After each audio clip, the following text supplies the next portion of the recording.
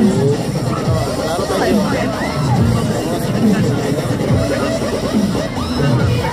Let's go. tapos iikot na rin. 카드 괜찮아요? 카드 안 돼요. 카드 하면은 수수료부터야. 10%. 얼마? 여기로 송금해줘도 되는데. Ah, bonnet dito. Ano, oning? Ano yun? Wala akong ano. Online po, online banking, 없어요.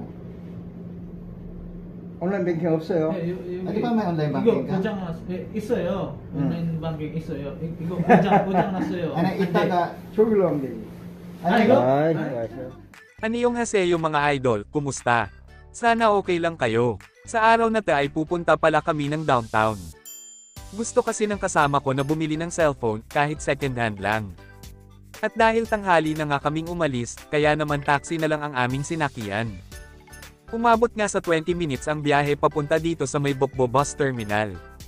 Dito nga raw kasi ang maraming bentahan ng cellphone, kaso nga lang mga second hand na ito. Pero dahil Korea nga ito, kaya naman kahit second hand lang mga cellphone dito, ay mukhang bago pa rin naman. So halos nilibat namin yung mga store rito, pero napansin ko na dalawang brand lamang ng cellphone yung mga naka-display.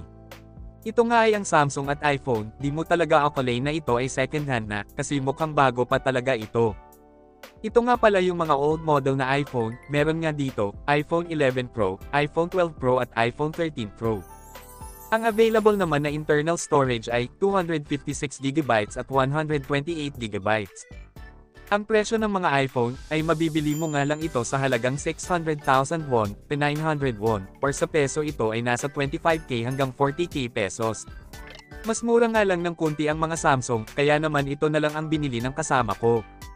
Temporary nga lang daw niya itong gagamitin, bumili nga siya ng Samsung Galaxy Note 20, sa halagang 240,000 won, sa peso ito ay nasa 11k pesos. So after namin dyan bumili, pumunta na kami sa downtown. Dito nga tinitignan ng mga kasama ko kung saang station kami bababa, hindi nga namin namalaya na andyan na pala yung boss. Kaya naman tumakbo na kami para di kami maiwanan, may limit lang kasi ang paghinto o pagparada ng boss. Ganito talaga dito sa Korea mga idol, yung feeling na palagi silang nagmamadali, parang ayaw nila na masayang yung oras nila. Kaya naman talagang mas maunlad yung bansa nila, kasi mas disiplinado yung mga tao dito. Iba pala yung bus nila dito mga idol, walang konduktor, pwede kang magbayad ng cash, pero karamihan card yung ginagamit sa pagbayad, itatap mo lang yung card mo at ayon bayad ka na nun. So 3 station nga lang yung dinaanan namin at bumaba na kami ng bus, bumaba na rin kami sa underground pass, kung saan andito naman yung subway or train.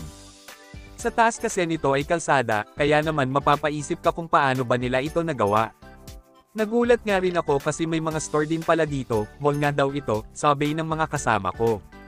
At nakatatlong baba pa nga kami dyan, akala ko kasi hanggang dun lang yun. Nakadepende din pala sa lugar kung saan ka pupunta. Tinitignan ko nga dyan sa TV screen kung ilang minuto pa darating yung train, kaya naman umupo muna kami dito sa gilid. After nga lang ng ilang minuto ay dumating na ang train at pumasok na rin kami. At dahil nga magha-holiday na ngayon, kaya naman maraming tao ang nakasakay, wala na nga kaming naupuan kaya nakatayo lang kami dyan hanggang makarating na kami dito sa downtown.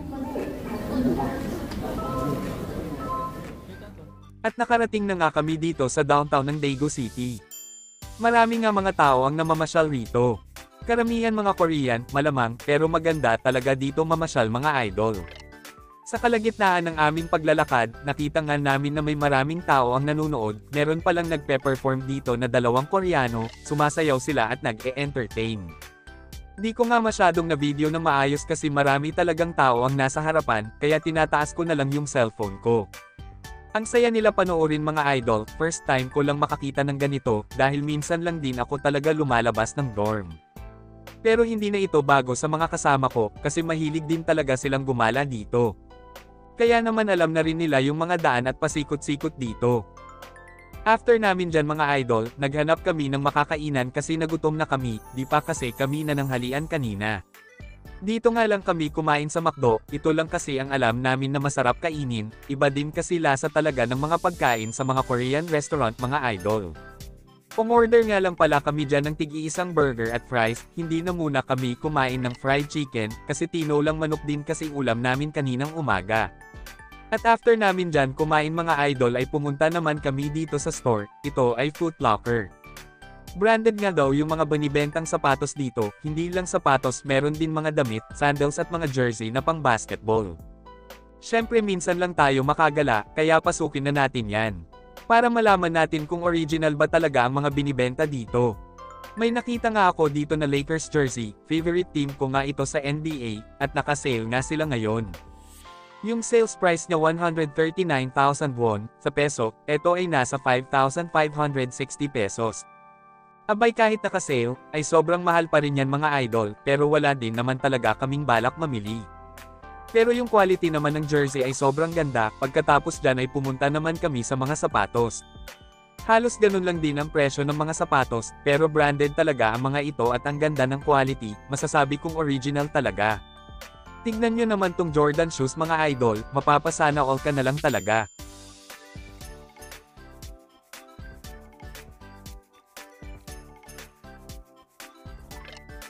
Lumabas na rin kami dyan mga idol, at pumunta naman kami sa ibang store, dahil may bibilhin daw na damit ang kasama ko. Sa mga oras na ay mag-aalas 4 na rin, kaya pala napansin ko na nilalamig na ako. Paunti-unti na rin ang mga tao na dumaraan, hindi katulad kaninang tanghali na siksikan talaga mga tao, naghintay na nga lang din ako dyan sa labas kasi saglit lang naman sila. So dito ay hinitid na muna namin yung isa naming kasama, papuntang subway station, gagala din pa kasi siya doon sa mga kakilala niya. Ako naman at itong isa kong kasama ay uuwi na rin kami, pinag-iisipan pa namin kung sasakay ba kami ng bus or magta-taxi na lang ulit. Mas malayo na nga itong downtown sa lugar kung saan yung company namin, kung sasakay kami ng bus ay aabutin ito ng mahigit 1 oras ang biyahe. So andito na kami sa Banwaldang, magta-taxi na nga lang kami para mabilis kaming makarating ng bahay, nagutom na rin kasi kami sa mga oras na ta.